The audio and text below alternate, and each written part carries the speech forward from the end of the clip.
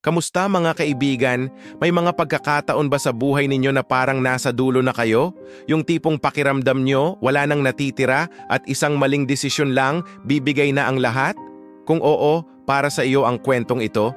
Isang kwento ng pananampalataya sa gitna ng kawalan at isang himala na nagmula sa isang simpleng huling pagkain. Halika't buksan natin ang aklat ng Unang Hari, Kapitulo 17, talata 8 hanggang 16.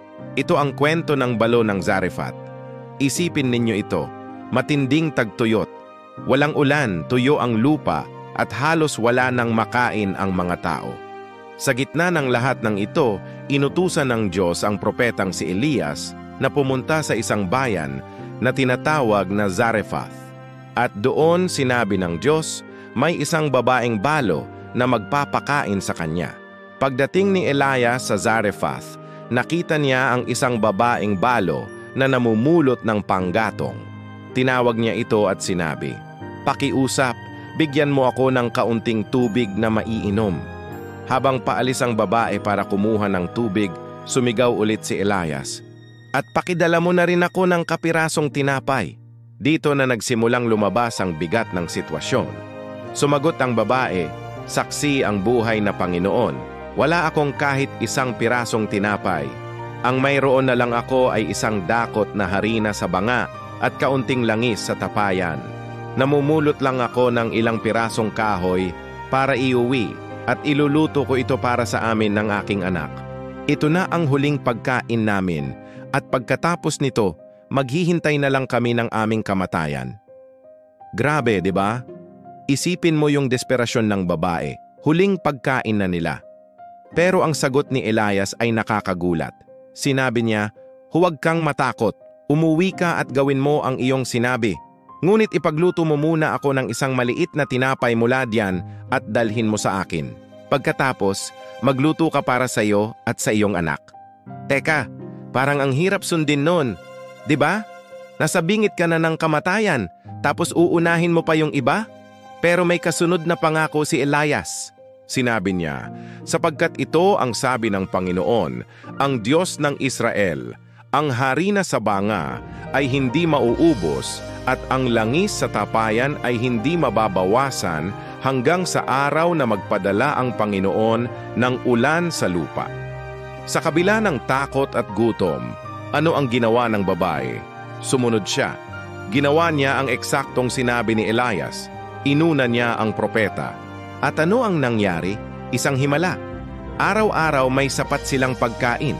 Siya ang kanyang anak at si Elias ay hindi nagutom.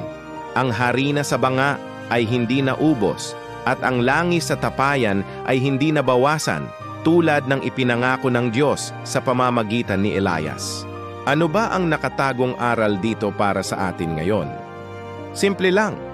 Ang pagpapala ay madalas dumarating kapag handa kang magbigay kahit sa gitna ng matinding kakulangan. Ang balo ay hindi nagbigay mula sa kanyang sobra. Nagbigay siya mula sa kanyang huling-huli na. Isang sakripisyo na nakabatay sa pananampalataya. Sa ating modernong buhay, ganito rin.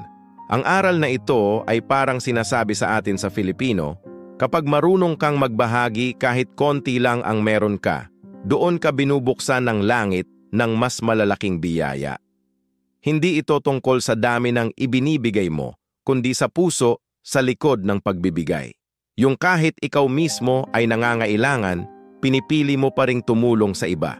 Madalas hinihintay natin na magkaroon tayo ng sobra bago tayo magbigay. Sinasabi natin, pag yumaman ako, tutulong ako. Pag okay na ako, saka ako mag-share.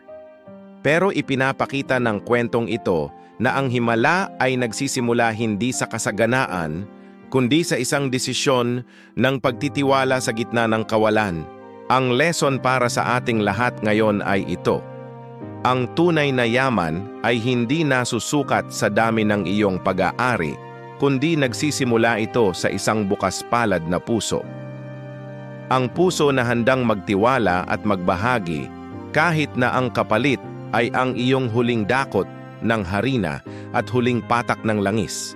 Kaya sa susunod na pakiramdam mo ay nauubusan ka na, alalahanin mo ang babaeng balo ng Zarephath. Baka naman ang solusyon sa iyong kakulangan ay hindi ang magdamot, kundi ang magbigay.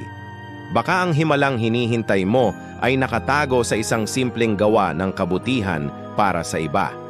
Salamat sa panunood mga kaibigan. Sana ay may napulot kayong inspirasyon sa kwento natin ngayon. Huwag kalimutang mag-like, share at mag-subscribe sa Liwanag at Pag-asa TV para sa mas marami pang kwentong magbibigay liwanag sa ating buhay. Hanggang sa muli,